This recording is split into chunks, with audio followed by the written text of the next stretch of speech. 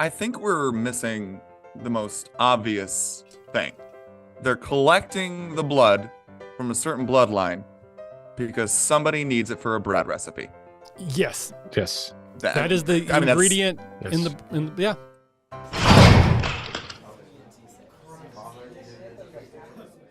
Hello and welcome to the RPG Academy podcast Twitch channel.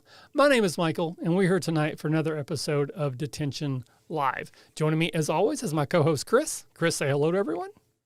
Hello, everyone. And then joining us tonight is a special guest co-host. We have Wes, and Wes has a YouTube channel that's nerdy RPG type stuff called CreativeJuices7th. I think is that how you say that? You got it. You got it right. You got it in one. Okay. It is not intuitive, but I did research. So Wes, welcome to the show. Happy that you're here. Oh, so excited to be here, Michael. Chris, thank you so much for having me. I know Chris didn't want me here, so Michael, I'm so happy that you fought for me. He's a bit of a curmudgeon, but that's why we love him. Yeah. From. So give us the quick pitch. What's the elevator pitch for the YouTube channel? What are people going to find if they go there? Is there a particular episode that like, hey, I've never heard of this. Where should they go the first time sort of thing? Oh, absolutely. So what you're going to find there is something called the D&D PSAs, where every single basic PSA video is just basically 4 character sketches, monologues spliced together into bite-sized chunks, where every character is every character is in the realm of D&D. Okay. And we get a bunch of people from the Chicago acting, comedy, improv community. So we get people who are just way too talented to come in here and do this for us. Yeah, we don't have that problem. I know. I'm here. Then we take those characters and we further explore them in like narrative series, debates. It's a super fun series. You can start really wherever, just a basic PSA video. Our latest one is number 10 and has our first original song. Oh. So that may be a good place to start. Nice. So that's a basic elevator pitch. All right, very cool. Well, again, once again, very glad that you're here. I really hope that a few people will check out your channel from here. Anyone listening, if you do go check out the channel, you think it's cool, make sure you subscribe, ring the bell, all that stupid stuff I never say. But make sure you let them know that we sent you. So say, hey, I heard about this on Detention. That's why I'm here. But we're going to jump into the show as we often do, or we always do, is with the extracurricular. And this is where we just all talk about what we've been up to recently, usually nerdy stuff, books we're reading, games we're playing, Zelda just came out. Maybe that's a thing you're doing. But really, you're sharing with strangers on the internet. So anything and everything you feel comfortable doing like that. Balsamic Games has jumped in and said hello, first time chat. So thank you for joining us. Hopefully you're probably here for Wes, but hopefully you'll stick around. But we're going to start with you, Chris. If you don't mind, tell us a bit what you've been up to lately, buddy. Well, I haven't played the new Zelda game, but my son has. He's played it quite a bit. He liked it. I've seen there's a lot of groin activity, like apparently adding giant wooden penises and then shooting them as a thing in the game. I don't know. What game are you looking at, Michael? It's serious. It's a thing I've seen. It's like this big wooden creature that has literally like a cannon, a log, like a cannon where its junk would be. And then people shoot that and then it dies. I have no idea what's going on, but it's a thing. I swear. Look it up. All right. Thanks for having me, guys. I got to go. Yeah. I'll ask Quentin on that one. Ask Quentin. Yeah. I haven't played it because I spent most of the weekend doing the Diablo 4 server slam. Because I'm going to turn around and buy that because I really enjoyed it. I found out as a sorcerer, just streamline one element because multiples didn't work. It just watered it down too much. Other than that, Melissa and I did kind of binge a show on Netflix called Sweet Tooth. Oh, okay. Yeah. I was very surprised with it.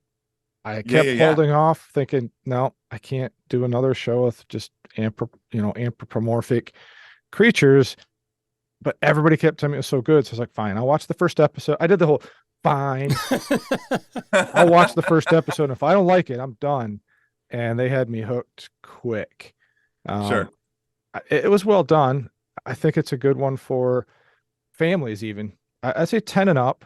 I think a little below that. There was some couple things you're like, okay, let me explain this to you. I think 10 and up would be okay. How old's your son? Can I ask? He'll be 19 in a couple of weeks. So he's... Oh, okay. So you still had to explain some stuff to him? A little bit. Yeah.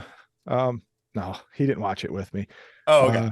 He's 19. He's too cool to hang out with mom and dad. Yeah, he's definitely too cool for you, Chris. Yeah.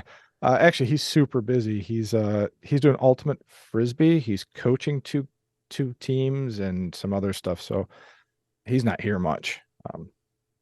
But yeah, I enjoyed Sweet Tooth. I was relatively surprised. We binged both seasons in a week, which we don't usually do. So I enjoyed that one. Other than that, not a lot's been happening. You know, I work a ton. I did have another kid get Eagle Scout last night. So as a Scoutmaster, I'm up to 10. I think 12 is about where I'll stop because I have 2 more kids that I've known since birth that I want to see get it. And then I'm out. I'm retiring. Hang up You're being so close Scoutmaster. to 12, and 12's just that magic number, you know? Yeah.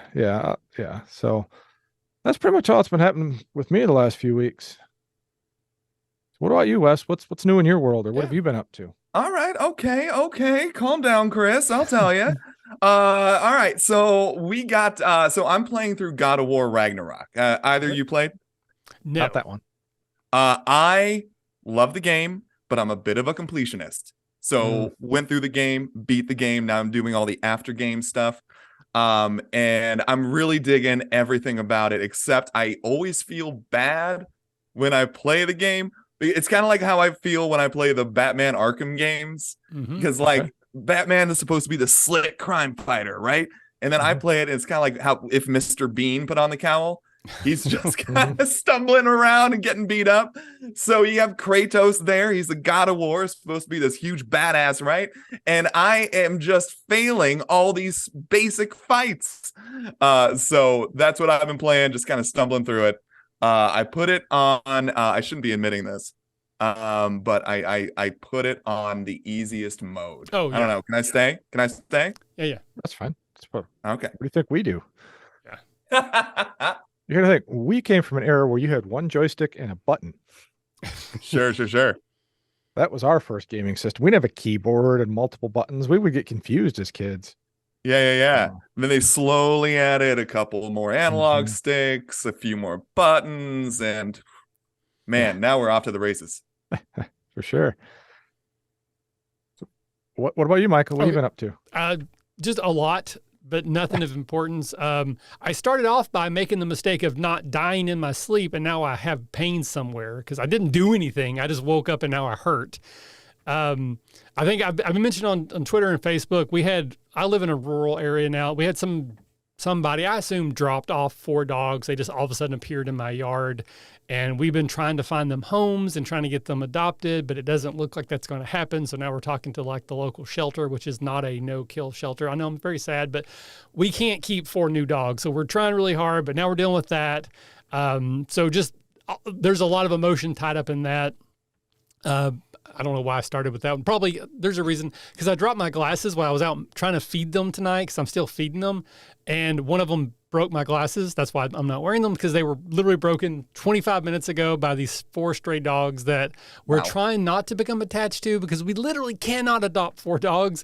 But we're in that weird place where if we send them to the shelter, they probably won't be adopted out, but we don't. It's frustrating. It's rough. So try not to get attached to them. But Michael, what are their names?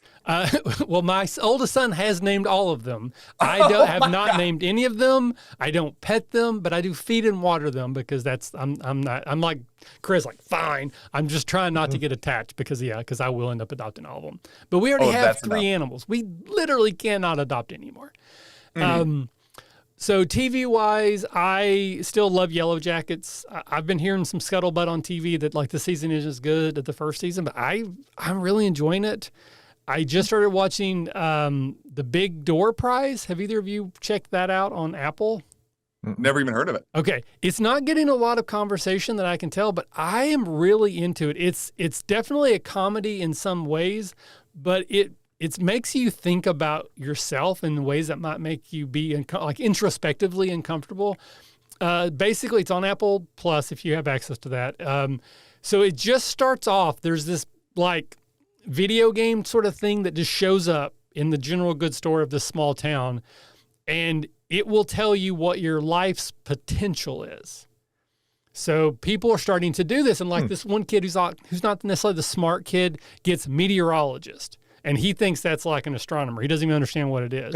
Another person gets hero. Another person gets liar. Another person gets royalty. And our main character, who is a teacher, and he sort of like says, I'm a teacher and I'm really good at whistling. Like that's just sort of like he talks about it. He doesn't want to do it. He thinks it's dumb. People are like changing their lives. Like this person gets divorced. Another person gets married. Another person goes out and buys a motorcycle and starts riding their motorcycle around. He goes finally and does it, and he gets teacher/whistler.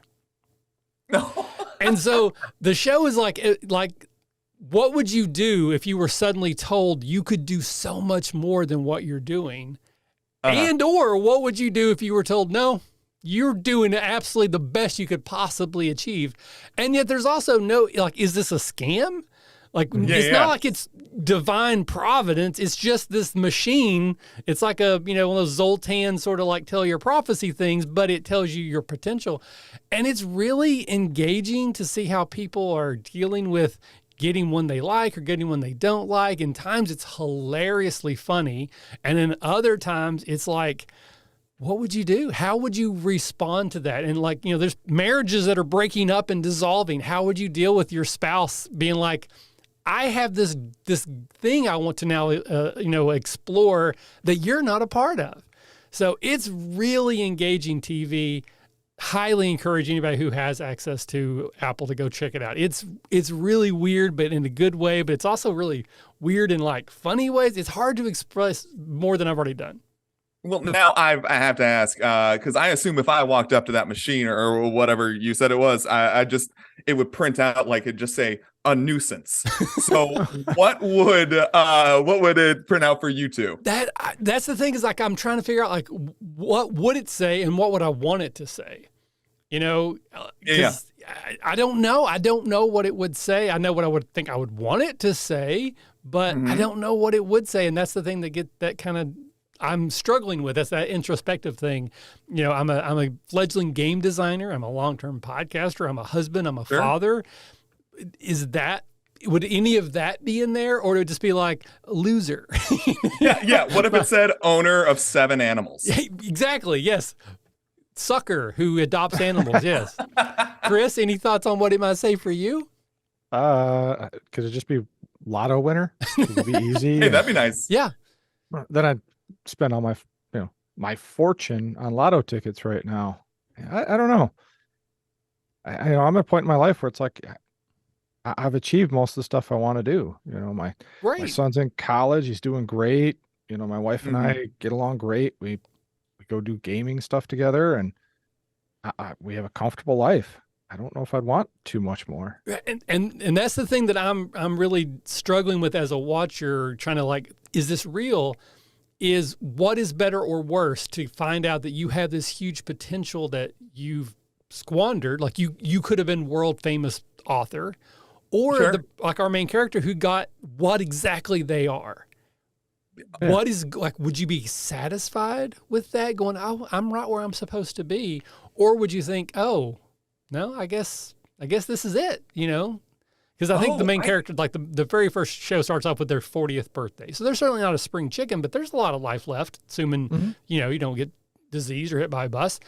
I don't know. So yeah, it definitely, I laugh through every episode, but I also am like, through a lot of the episodes too. So I don't know. Check it out. Yeah. I spent a lot of time talking about that, so probably will be done. Other than I will say Action 12 Cinema, the game I wrote, was featured last night in a live stream for charity, which absolutely just like melts my heart, makes me almost tear up, because not only did people get to play my game and they had fun doing it, but they also were able to raise some money for a charity that involves kids and like homelessness and food. So absolutely. I'll put a link in this show note to that Twitch stream if anybody wants to go check it out. Nice. All right. That's so awesome. With that, we will then roll into our first improv game. This is one called 10 Things. If you're not familiar, this is where we're going to take turns prompting each other sort of in a chain to try to come up with a list of 10 things that fits the prompt. The idea that immediacy is more important than accuracy. So a list that you create quickly is better in terms of the game than a list that actually makes a lot of sense. Wes, you are the guest, so you get to choose. Do you want to go first in terms of prompting Chris or I, or would you like to go first in terms of being prompted by one of us? Well, for those of you watching the video at home or on your phones or wherever, you just saw that I stretched. So I am ready. I am ready to go. Somebody give me a prompt and I'll give you 20 things. Just stop me. Ooh, overachiever. All right. New for us. You got one, Chris? If not, I can come up with one quick. Sure. All right, Wes. Since you do the D&D PSAs, how about 10 PSAs that you guys chose not to do? Ooh. Oh God, no, no. Okay. This is like just this is a hypothetical. This isn't something that we pitched. An assassin who loves clam chowder. A rogue who has daddy issues. We might have done that one. Two. An automaton who runs MS-DOS. Three. Let's see. I'm actually writing some good ones right here. Sentient Twitter. So then we have a halfling barbarian who is really upset he can't get on the roller coaster rides. Five. How many is that? Is that 20 yet? That's 5. 5. Oh boy, here we go. Let's see. Dwarven fighter who can't shave his beard no matter how hard he tries. Let's see. An elf who is just super excited about life. 7. And let's see. An artificer who has 2 left feet on the dance floor. 8.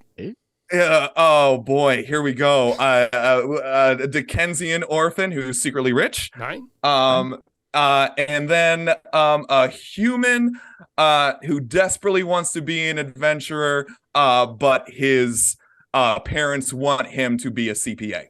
10. Ooh, that was, in fact, a list of 10 things. Foxblade has joined the chat. Foxblade, welcome. Happy to have you here with us, sir. Hello. All right. So you did great, Wes. I know, again, it's always like you feast or famine, but you did fantastic. Yes. But to keep the sort of the chain rolling, since Chris prompted you, you will then prompt me, and then I will finish everything by prompting Chris. So give me my list of 10 things. I need to take a nap after that one. That was tough. All right. So I am so intrigued by this. You said it was on Apple? Yes. The show. So give me 10 things that you want it to say if you go up to that machine. Okay. Gigolo. 1. Father, not related. Podcaster. 3. Award-winning podcaster. Ooh, 4. Game designer. 5. Monetarily successful game designer. 6. Pet adopter. 7. World traveler. 8. Professional DM. 9. Adequate DM. Yeah, that was easy. That in fact was a list. I feel like you took a lot from your life. Oh, so and I cheated by doubling a lot, by doing the same one with a slight change. Yeah, this is not my first rodeo. All right, sure. So that brings us to Chris. So Chris, so you're big into the Diablo thing right now. So give me 10 achievements that you hope to achieve. I think that's the thing, right? Xbox achievements for Diablo. All right. Best dressed. 1. Most colorful hair. 2. Smallest weapon. 3. 3. The weapon that travels the least distance. 4. Biggest feet. 5. Smallest head. 6. 6. Biggest hands. 7. 7. Can walk only backwards. 8. 8. Most colorful pants. 9. 9. And never wears pants. 10. 10. That was, in fact, a This is for list of 10 things. This is for you. I'm clapping for you, Chris. All right, so we're going to move into our used book section. This is generally like the largest, like I call it the meat and potato section of the show. This is where we have a guest. They come on, they talk about a game they've played, a campaign they ran or played in. And the idea here is that we're looking for lessons learned, something that happened that you're like, hey, that was great. Let's try that again, or let's explore that further. Or maybe something that you tried that failed miserably. And you're like, hey, don't do that again. So, Wes, you're the guest tonight. Do you have a campaign or a game that you can talk about tonight? Absolutely. So it's really funny. So I do this series all based on D&D, right? Sure. And I've only played a handful of campaigns that lasted like 3 sessions and then all fell apart. But I love D&D so much. But I have a kind of a limited experience. But I remember one story that it was, just a kind of a beginner's game, beginning side quest was I had to get this bread recipe from a baker. Like, one of those epic side quests that you dream about doing. Yeah. Yeah. So I did I was a halfling rogue. So I did the halfling rogue thing and I snuck in the window, had to do so many stealth checks. I hid in the cabinets and I hid over here. And long story short, did not get the recipe. And then the following day happened and I was just like, you know what, DM, I'm just going to go to the baker. And he plays the baker. He says, hello there, what can I do for you? Whatever voice he used. And I was like, hey, baker, can I have the recipe for your bread? He's like, oh, sure, child, here you go. And so my main point is try the easiest thing first. Yeah. Don't try the most difficult thing. Don't be a hero. Try the easiest thing first. Interesting, because I often, as I've said a lot of times, I like to play wizards. Wizards are like my favorite class to play. And just about if I play a new game, I generally gravitate. If there's a wizard or wizard class, type of class, I'll go there. And the reason that I do that is I enjoy overly complicated solutions to what are generally easy problems. So I approach life, at least in D&D, the opposite of that. I would have found the most complicated way to solve that problem. But I do admire and like encourage that ingenuity of the, let's just ask, because again, no matter what happens, it's going to be interesting and I would say fun because maybe in your case, the baker's like, sure, yeah, here you go. Here's the recipe. But if not, like that could have went a lot of interesting ways. So I definitely applaud the ingenuity of at least asking. Yeah, you always just have to ask, And Michael, I'm disappointed you didn't do the accent when you did the baker. Accent, definitely not my thing. I have like 2, and basically it's like put upon Southern. Oh, I do declare I got the vapors. That's about as good as I can do, and I can only do that one line. Got it. So, Chris, any thoughts on just asking as a way to circumvent an adventure? I mean, it's in a way it's creative from the player because the DM's not going to expect it. Yeah. No, absolutely not. Now, being a DM that's pretty quick on his feet, that recipe is not going to be anything like you thought it was going to be. Oh, sure. There might be, the souls of innocent people written in there someplace that you're like, oh my God, now I'm horrified. Now what do I do? What am I eating? Yes. Yeah. So now it's going to be a bigger story. And now the game's going to go in a different direction. Because as a game master, I've planned we're going to play for 4 hours. I expected you to spend 3 hours casting knock, picking locks, fumbling around the cookie jar, and you figured out in 20 minutes that you could just ask. So now I've got to fill that time with something different. Yeah, of course. Have you ever tried just asking the evil wizard to not try world domination? Have you thought Has about anybody ever tried not that? being a jerk face? Yeah, have you tried not being an asshole, dude? Like, oh. I didn't even know that was an option. The first thing that came to my mind when you said that it was actually was the SpongeBob movie. Isn't there a whole plot around like getting the Krusty Krab recipe that involves like time travel and a whole bunch of weird stuff that happens? I'm not really into SpongeBob that much, but I have seen that episode or that movie like multiple times for some reason. Yeah. No. Yeah. Don't, Okay. Don't All right. know. I'm speaking to a very small contingent of audience. Those out there who know, if you know, you know. So I guess my question would be then my thought is the DM had every option on the table. Why do you think they chose yes? Was it because they thought that would be the funniest, or was this whole getting the recipe not really that big of a deal and they were actually secretly like, oh, thank God, because I didn't want this to be a thing. So what are your thoughts, Wes, on why the DM chose the option of least resistance and just saying yeah? Yeah, absolutely. Well, I think because that whole stealth mission that failed took them the better part of an hour. So, dear God, yes, you can have it. Yes. You can just effing have it. You wake up and it's tattooed on your body. Yes. And then I think also because it'd just be the funniest thing because this guy's like a hilarious performer, Mhm. which he has not done a PSA yet, so I need to reach out to him. Okay, But anyway, all right. and I think it's one of those things where I'm I don't want to say I don't want to. This is live. This isn't live, right? You can cut this out. So Yeah, it's just us. No one's here. great. I find that I might be a pain in the ass player. Maybe that's why the sessions only lasted a few.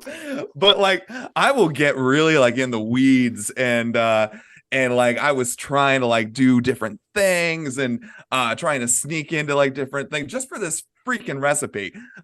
So I think when I just walked up and asked the baker, I think he was just like, yeah, fine. Here's the recipe.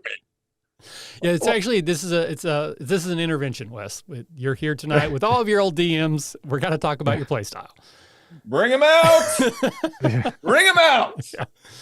Well, and that could be it. I've been the DM who's thrown little riddles and puzzles at players and watched them do everything around the answer. And I'm like, it's right there. It's here. It's here. I put arrows literally pointing to it.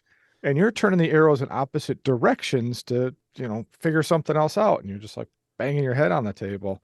Oh yeah, definitely overthinking is just it's a habit in my personal life as well as in my gaming life.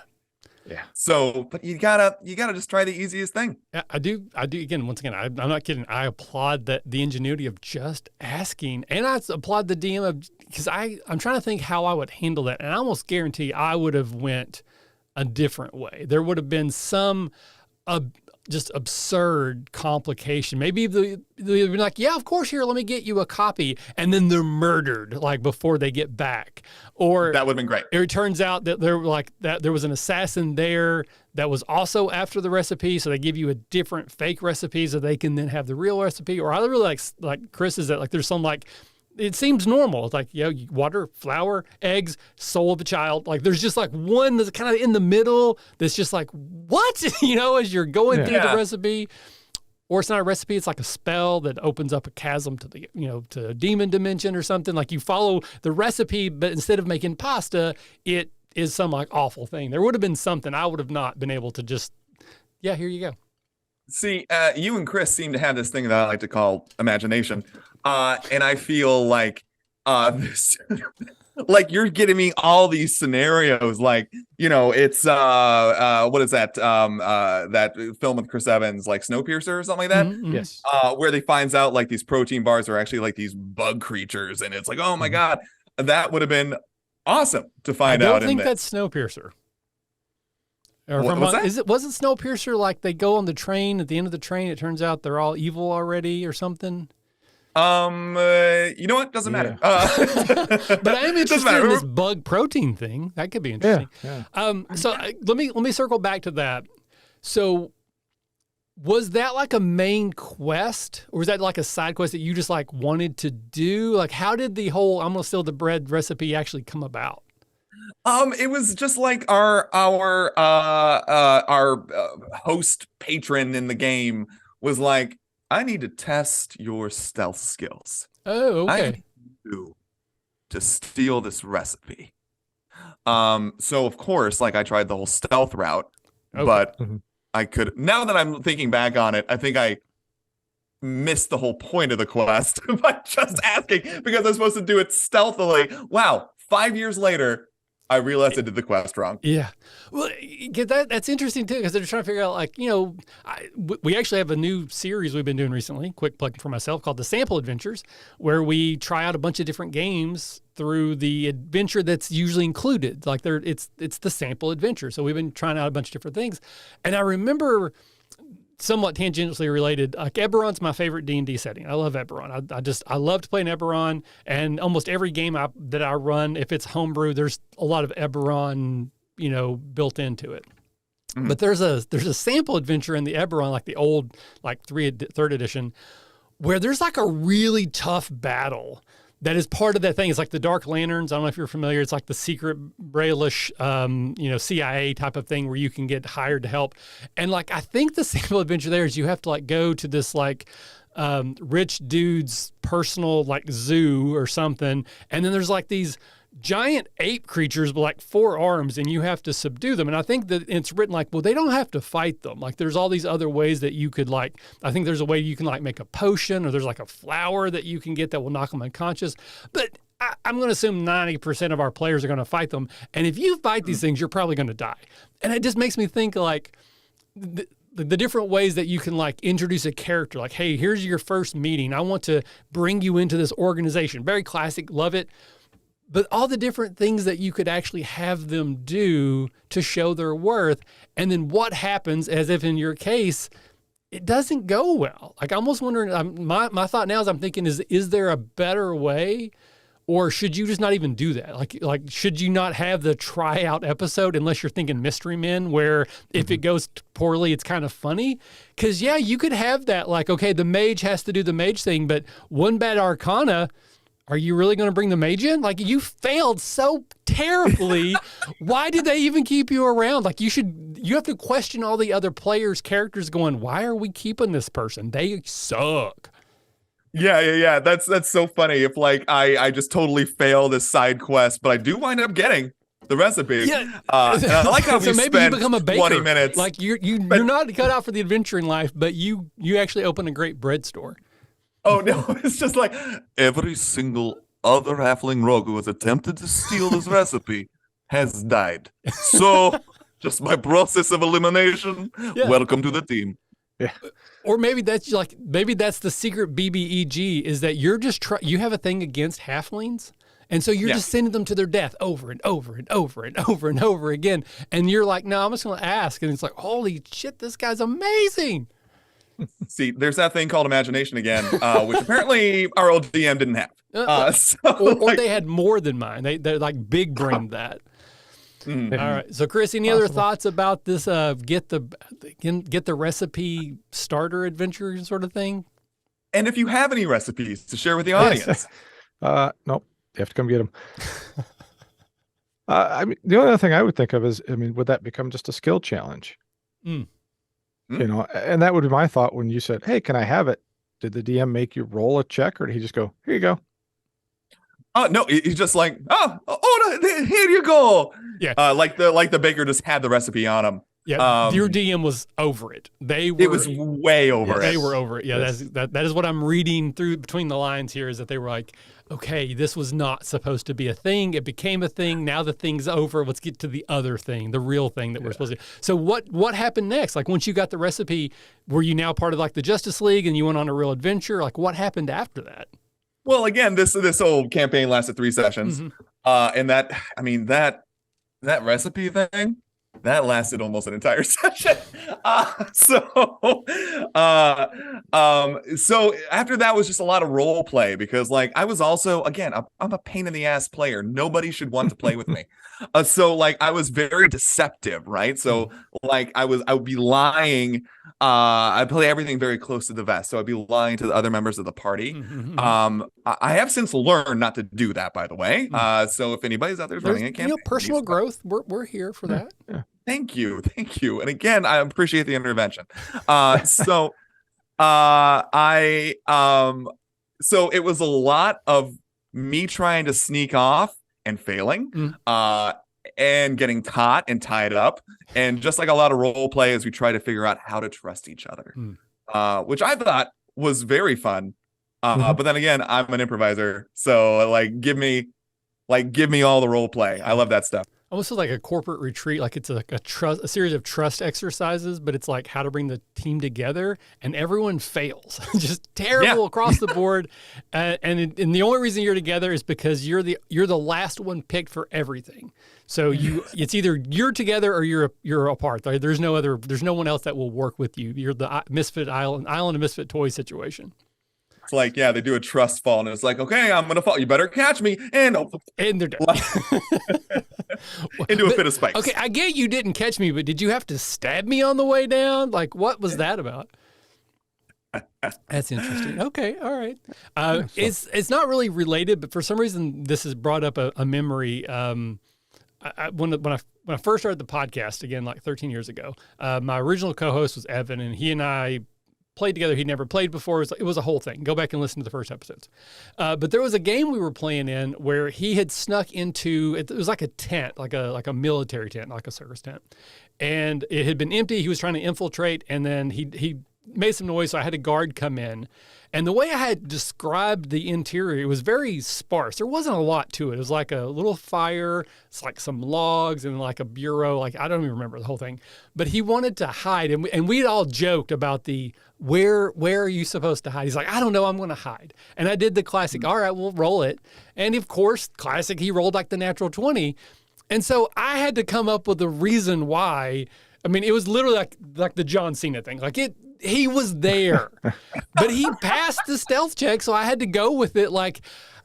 So I don't know. So I think I ended up basically as DM saying that like someone else said, hey, let's go. Like I had to introduce another NPC to distract the first one because that was the only thing I could come up with in the moment that made any freaking sense why he didn't get seen in this room, this empty room that he was standing in the middle of. So again, it's not really related, but this sparked that memory, and I just wanted to share because I think that's a fun story. So I guess it would circle back to how do you interact, like the improv nature of when you get an unexpected result, and in this case, an unexpected request, rolling with it. I guess that would circle back to say I'm a big fan of improv. I'm not improv trained, but I've played D&D for 30 years. I guess that kind of counts. Yeah. The whole yes and that even if it's absurd, sometimes that's the most fun. Oh, absolutely. I remember, and this was a story I was thinking of bringing in because I just think it's funny. It's like, so it was another campaign. I was playing like a human fighter, I think it was my first campaign.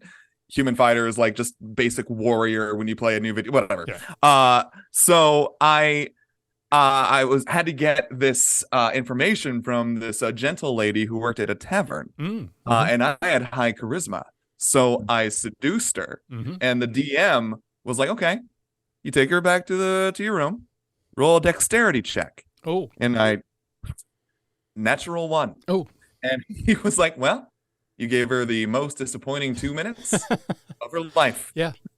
It's like story of my wife's 2 life. minutes. I applaud you for 2 minutes. That's what I'm saying. Yeah. Try holding your breath for 2 minutes. Not easy. Yeah. It's hard. And that's of course how I make love is I just hold my breath. Hold your breath for 2 minutes for it to be over. So it's actually so funny you brought that up because that was the other one of the big revelations that Evan and I had, going through this podcast is I've been playing D&D, for many, many years, and he was brand new, and we kind of had a similar situation where I think it was an Eberron game too. So there was a lady in the adventure that I think was like a module that was written that she was in particularly attracted to, I think tieflings maybe, whatever species he was. So she was sexually attracted to him. He thought that the reason she wanted to meet separately is that she was maybe like a spy or something. She had information to exchange and wanted to do it away from prying eyes. And like, it didn't get like, graphic or anything, but she was just wanting to have a dalliance. And so it got really weird because he didn't understand why we were still role playing. And she just seemed to want to have a relationship. So he kept like drawing it out. And because he was drawing it out, I kind of kept just sort of like trying to see what he was doing. So it was this weird communication issue where like, I don't think we got to the point where anybody was uncomfortable necessarily, but later he's like, I did not understand what was happening. I'm like, clearly not, because she just wanted to go to Bone Zone for a while. And he's like, I thought we were trying to do the thing. So it just got into this really weird moment of why are we here? Should I roll? Like what is happening? So it became a good episode, I think, about like trust and about setting boundaries and also lines and veils. I think very important for those types of things. But sometimes it is just kind of funny to have someone roll and go, yeah, you kind of sucked that night. Not the way you may be thinking. Yeah. You performed poorly. And that's the rule I live by. If I find that a woman is attracted to me, I just automatically assume they're a spy. Yeah, exactly. So, there's no logical explanation. It has to be something else. Yeah, exactly. Like, what do you want from me? What are you selling? So, All right, Chris, I feel like I've been dominating, which is usual. I talk too much. So anything else you want to bring in here before we move on? No, I think you got everything that I could think of. Other than at some point in your conversation, I heard something about your corporate retreat is tying people up so they tell the truth. Sounds about right. Yeah.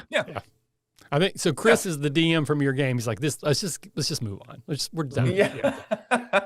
We went from bread recipes to Nat 1 dexterity, making love throws. Making love checks.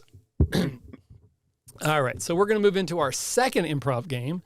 This is Where Have My Fingers Been? If you're not familiar, this is an improv game where we're going to once again prompt each other in turn to create a short scene that involves 2 or more characters that we will sort of pantomime out.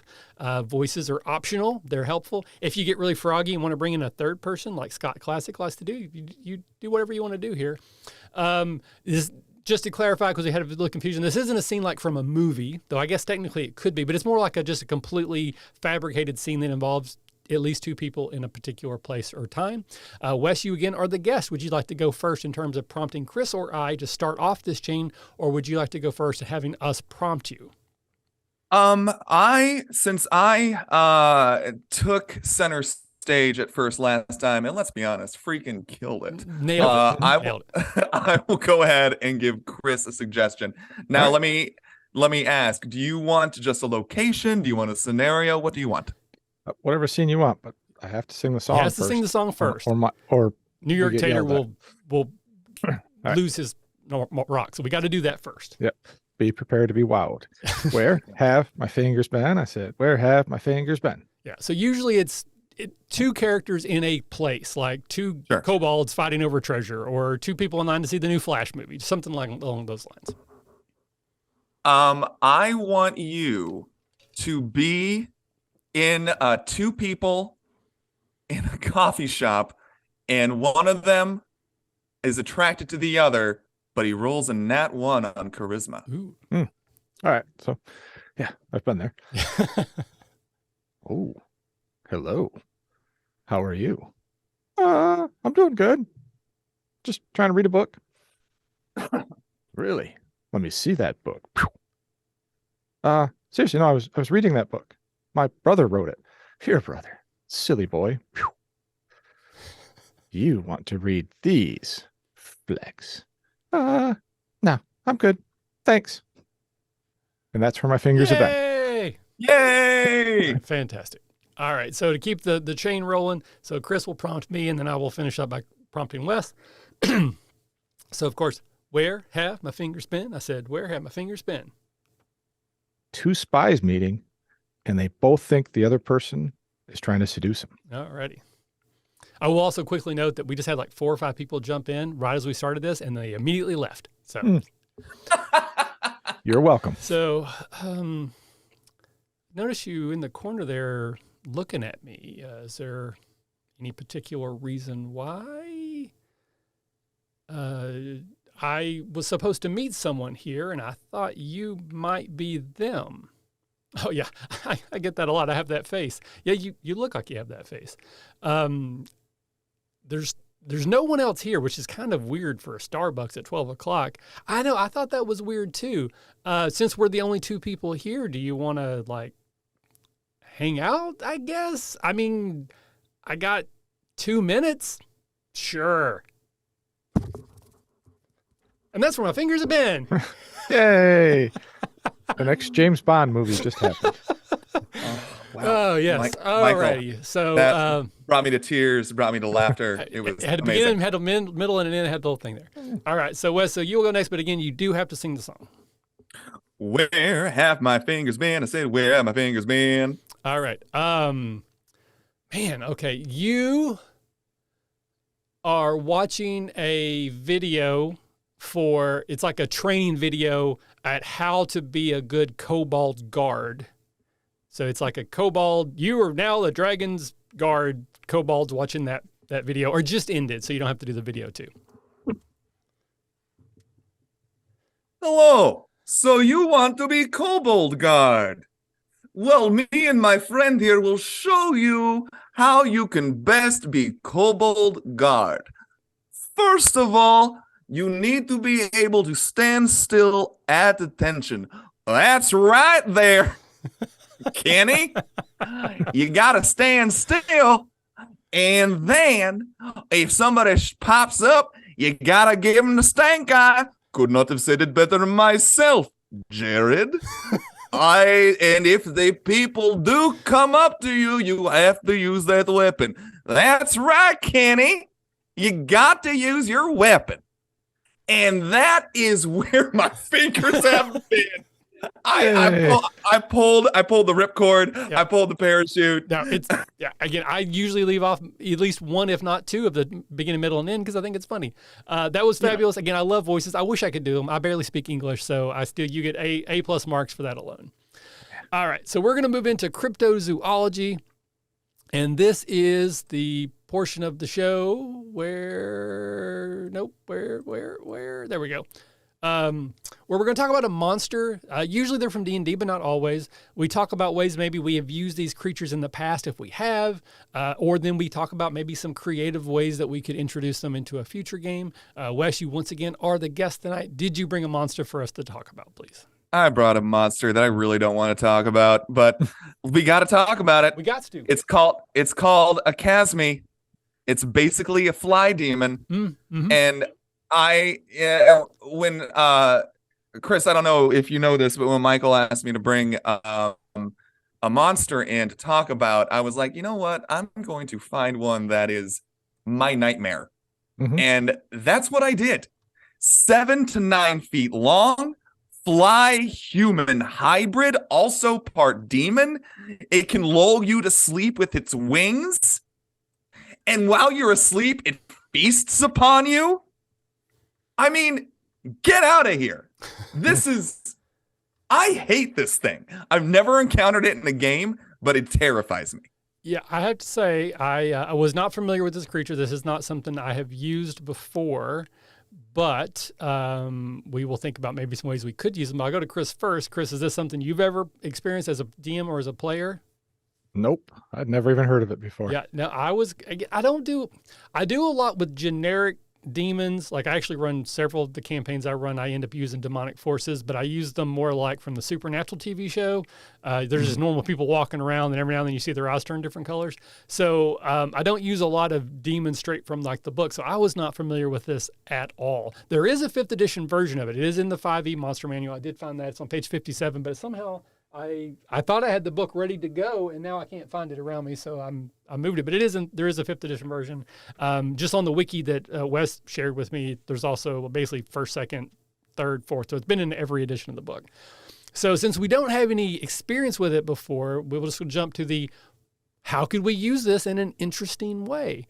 So Wes, you brought it. Have you thought about this? Like if you were to experience this as a player or a DM, what do you think would be an interesting, other than just, hey, this is a thing I have to hit and kill, stab it with my sword till it dies. What are some ways that maybe we could use this creature? I am going to answer your question. I'm going to start a campaign, not like a D&D campaign, but like an actual not political campaign, but just a campaign to get this stricken from the game. It is too terrifying. Okay. But if to use it, an interesting way to use it. There's no redeeming qualities about this creature, right? You see one. If you look at a picture of a Chasme, it's got like a weird comb over at the top. It looks kind of like my hair, actually. So it's just very instantly unlikable. So what I think would be interesting if like a Chasme outcast were to appear in a campaign that wants to be a good person or a good sentient being. Okay. And wants to be like an informer, but he's never trusted, but he's like one of those like a Whistler from Buffy the Vampire Slayer type characters where it's like, I don't know what your deal is. Like you're a demon, but you're giving me good information. Mm-hmm. So what do you do with that? But of course, if I were to come across them in a campaign, I'd instantly kill them or run away. Yeah, they're pretty horrendous. All right, so Chris, any thoughts from you to start off here?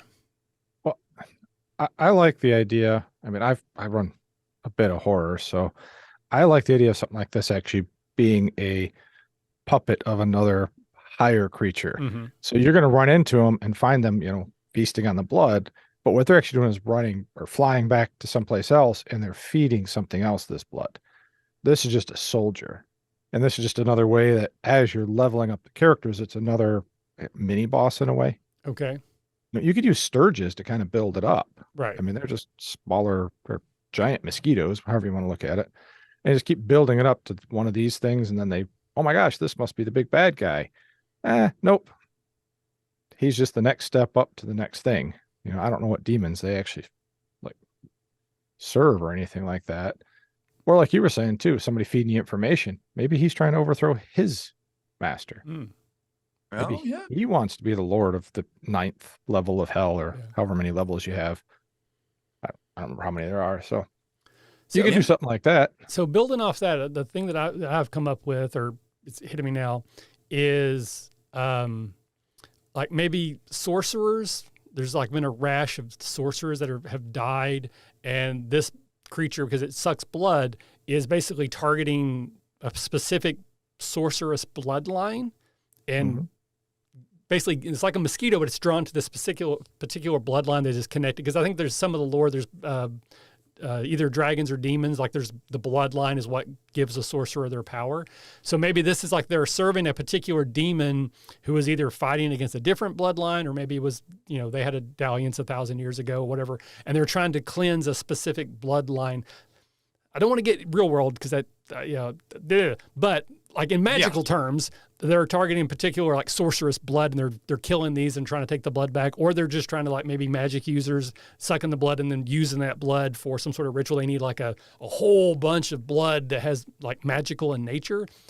Maybe even Fae. Maybe it's a targeting Fae for the same reason. It's just something about the blood it's collecting and using. That's what you said, Chris, that kind of stuck with me, is that they're not just devouring the blood, they're collecting blood, maybe from like certain animals or certain creatures, magical beasts or something, for some other purpose. So there would be enough of these that they would start to see the pattern, that they would then try to stop it before it could complete the ritual. Yeah, I like that a lot. The idea of like going after a certain bloodline and just collecting, like exsanguinating them, collecting all their blood, because they need this certain bloodline to raise the Casmi mother, like the alien queen from Aliens.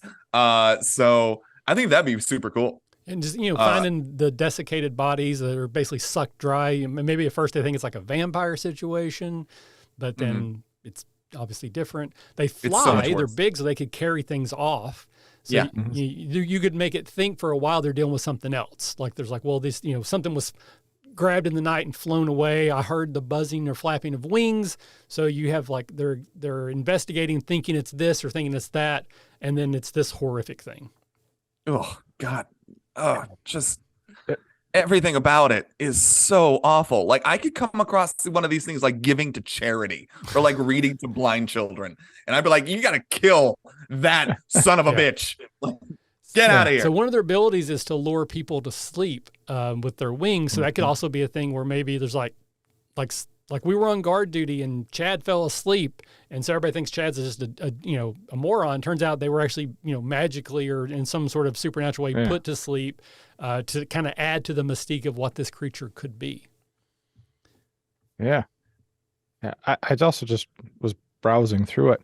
One of their abilities is they can spot demons who have fled their masters. Oh, that could be a good little hook where the party's hired to, use this creature to spot something that's fled its master and bring it back. And the party thinks they're doing something good because, of course, the demon's going to paint the picture of, this is an evil thing that's escaped its, prison that I've had it in. Please bring it back to its prison.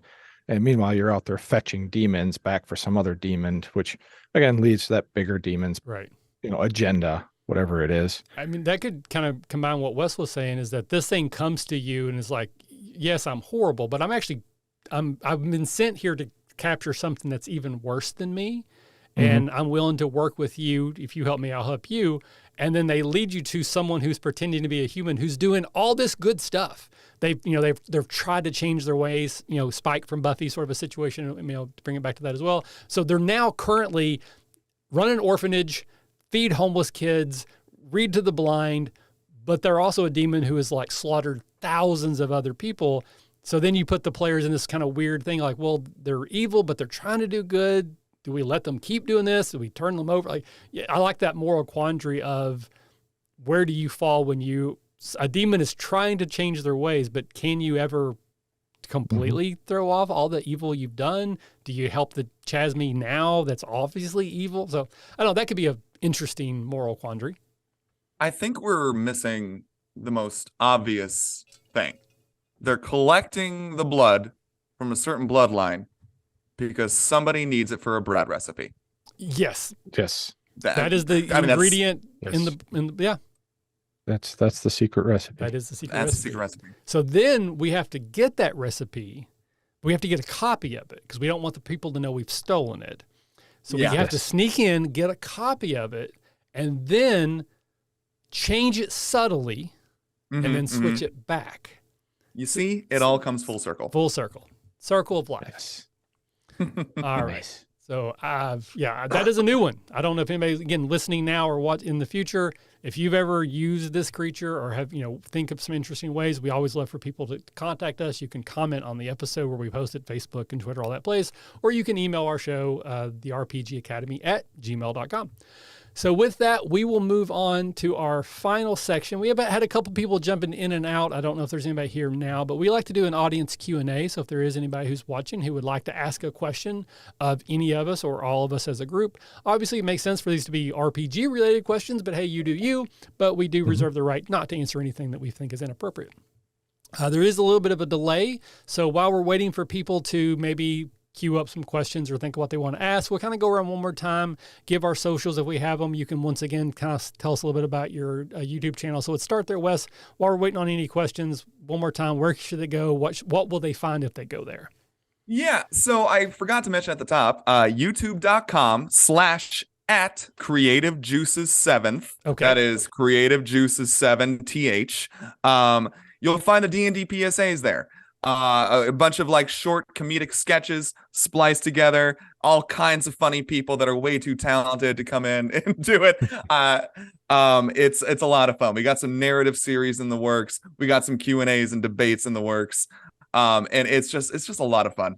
I do have your like on the video, I have your tag where I have Chris and our Twitter handle. I did just put YouTube and I put the name, and there will be a link in the show notes. So if people want to go check out the channel, I'll make it as easy as possible.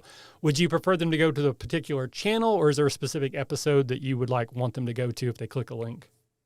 Just go to the channel. Okay. Pick one that speaks to you. Okay. And again, it's fairly new. There's I won't say only because I know each one is work, but there's not like there's 1,000 PSAs. There's 10 roughly at this point.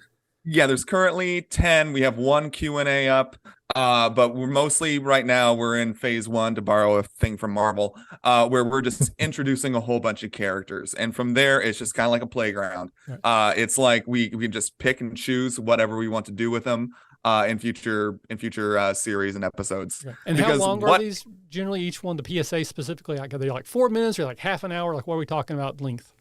We're about 8 to 10 minutes per episode, but that includes like opening credits. That includes bloopers because I love my bloopers. The body of the PSA is probably 7 minutes with a few minutes of like bloopers and credits and stuff thrown on. All right. Nice. So once again, anybody who is watching wants to ask some questions while we're waiting one more time, Chris, where can people find you? Anything you want to plug here at the end? Burlew_Chris on Twitter. Otherwise, tomorrow night, we're going to be doing another episode of the Dragonlance Shadow of the Dragon Queen module. Also, I've heard a rumor, Memorial Day, I think it's 8 p.m. Smuggler's Blues. Redemption's coming back. It's just going to be me, Michael, and Kaylee doing streaming now. So you're going to hear more of an, I would call a true actual play with us when we actually start releasing the audio. But you can jump on and watch us. The three of us go back to kind of our old school start of Redemption. There's just a few of us and just play some games. All right. Very cool. It'll be a little silly. I will plug the Sample Adventures, which is kind of the newest thing we've been doing, which again, these are actual plays through various systems with the included Sample Adventure. We had been doing those on every other Monday, And turns out that's when you're going to be doing your Smuggler's Blue. So we're going to skip a week so that we alternate. So one Monday we'll be doing Sample Adventures. The next Monday will be Smuggler's Blue, back and forth. Our thing is not 100% secular, so we might skip a little bit, but we're going to make sure that we're not on the same Monday so that we're not competing with each other. We just did Blue Rose Monday night. It was a great game. I love that romantic fantasy style. Mercedes Lackey, I read a lot of her books in college. I still read them today. I love them. I like the Fantasy Age system. It's basically built off that. So it's a little 3-hour adventure where you get a little bit about the Fantasy Age game system if you're interested, as well as the Blue Rose system if you're interested. The audio only, I'm working on that now. It should be out soon. And then the Dragonlance stuff, I have the first 7 episodes Chris sent me. I need to do some tinkering to get them completely ready. I'm thinking July is when I'm going to start releasing those. That way we'll also have a backlog, so once they come out, they'll come out pretty regularly throughout. Nice. All right, so no new questions came in. That happens sometimes, but we have one question we ask every guest, so we'll ask that before we jump off here. So Wes, you are being turned into an action figure, not like some evil entity is doing that to you, but someone's come to you and said, hey, we're going to make an action figure out of Wesley. What are the 3 accessories that you think would be in that package? Oh my goodness. It's got to be my glasses. Glasses right here. My glasses, probably a PlayStation 5 controller. Oh, nice. And probably if you get the deluxe edition, you're going to get my dog Priya. So just those are probably the 3 accessories. All right. Very cool. I would, just as a suggestion, a 2-minute timer for whatever purpose you want to use it for. Yes. Oh, okay. And if your dog needs a companion, I know a guy who's trying to get rid of 4 dogs. I have 4 that I don't have names for, but they have names. All right. Well, Wes, had a great time. It was absolutely a pleasure to meet you. I wish you the best of success with the YouTube channel. Again, as someone who's been doing this for a long time, I know that creative energy that comes with starting, and you want people to watch. You want people to give you feedback. You want people to love it. And if people don't, they want to give you, you want criticism and critiques that you can use to make things better. So I hope we'll send a few extra people your way. One more time, where can they find that? YouTube.com/@CreativeJuices7th, 7th. So I guess I should ask, where did that come from? What does that name mean something? I thought I was going to get out of here without you asking that. I really did. So back in the day, so we had the, without getting too far into it, a friend of mine wanted a production company called Creative Juices that was taken on YouTube. So we were like Creative Juices 7, but it should be 7th because of like 3rd ed, 4th ed, 5th ed. So Creative Juices 7th. Nice. Makes as much sense as anything else in the world. So thank you for sharing. Right. I'm a big fan of the Thrilling Adventure Hour. I don't know if you're familiar with that program, and they have, it's like an improv group. They call themselves the Work Juice Players. And so I didn't know if that was any sort of connection with the juice thing. So it just made me think of it. But yeah, thank you for being here. Had a great time. Hopefully maybe we'll have a chance to do something again in the future. Chris, any final words? Thank you so much for having me. Oh, absolutely. Of course. Chris, any final words from you, sir? Join the Discord. Come play some games with us. Yep, that would be a great thing. Again, it's a closed community. You have to ask, but we'll send you an invite. You just have to ask us for it because we had a bunch of people jump on and spam stupid stuff when we started. And for me, just again, have fun, roll some D12s, Action 12 Cinema. And then remember, if you're having fun, you're doing it right. That's the thing I meant to say and messed up. So thanks, everyone. We'll see you next time. Bye-bye. Bye, y'all.